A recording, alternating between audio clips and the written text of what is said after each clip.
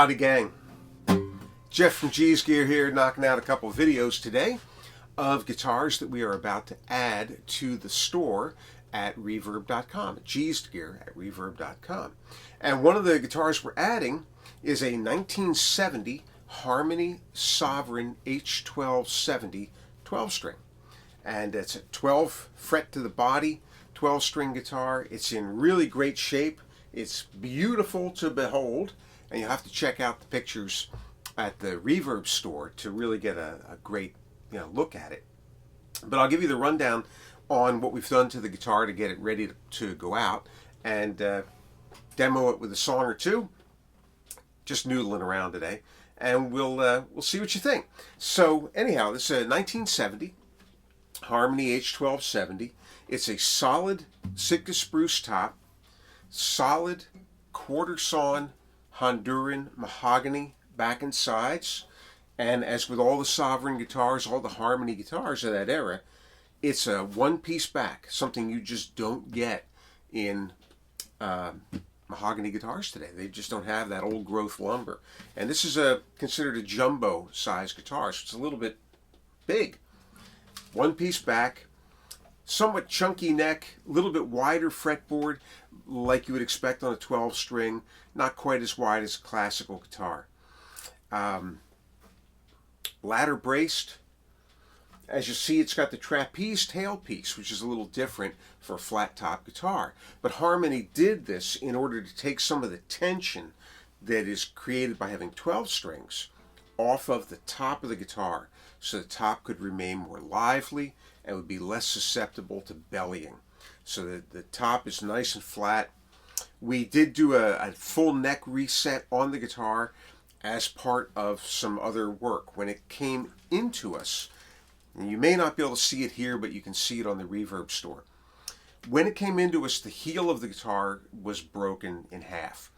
And the way these are built, there is a post, a dowel inside that holds the lower part of the heel to the upper part and the neck.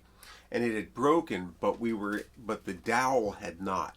So we were able to fit things together properly and put it back together with hide glue. The joint is stronger than ever.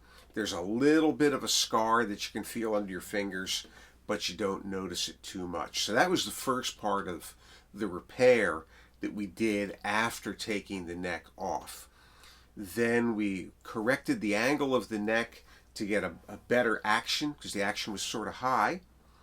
And we have been able to lower the action so that it is a 3/32 of an inch on the low D. We're tuned down a whole step. 3/32 of an inch at the 12th fret and 2.5 of an inch on the high D at the 12th fret. So it's very cozy. There's a little bit of relief, but nothing significant. It's a very comfortable neck up and down the fretboard and plays without buzzing out up and down. Cleaned and lubricated the tuners, cleaned the whole body, polished the body, lemon oiled the Brazilian rosewood fretboard and bridge, made a new front saddle for the guitar. On these guitars, you can see that there are two saddles.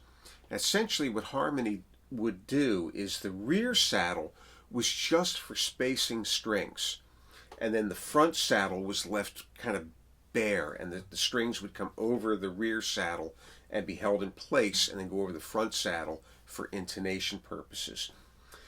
When we readjusted the angle of the neck and brought that angle up, it gave us a chance to put a slightly taller saddle on the guitar, which gave us a better break angle and better tone.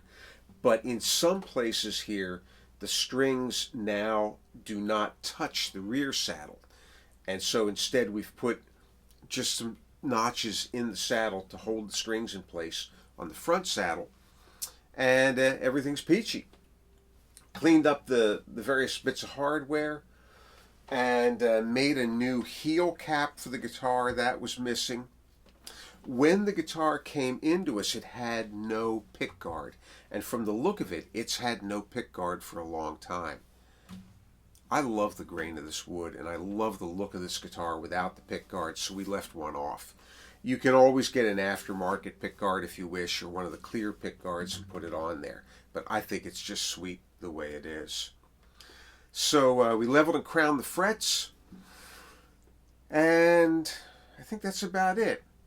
Repaired the neck reset, leveled and crowned the frets, new bone saddle, new heel cap, lubricated the frets, lubricated the tuners, and cleaned and polished the whole guitar, and it's ready to go. Strung with a fresh set of Diodario light gauge 12 string strings, phosphor bronze, and she sounds great. It's got a big chimey kind of a voice, really rich. Many times players will put a capo at the second fret so they can return the guitar to something more like standard tuning, because you do tune these down. This is tuned to a D standard, and when you tune it down, you take some of the stress off of the neck and off the top. What I like to do, for those who haven't played around with this, is put your capo on over 5 of the 6 strings. Leave your low D, in this case D string, open, and then when you play around a D-shaped chord, you have that great big bottom end on it. So there you are. It's at G's Gear at Reverb.com. This one I do not think is going to last too long because it's just too darn pretty, and it's hard to find them in this kind of shape with this kind of playability. So check it out. If it's not there, we've always got cool guitars at Reverb.com, and you'll see them also at www.gees, I should spell it, gees-gear.com. That's a new website that we've opened up because we do repairs and restoration work as well. So you'll see it there. All right, gang, we'll play something to take us out, and we'll see you on the flip side.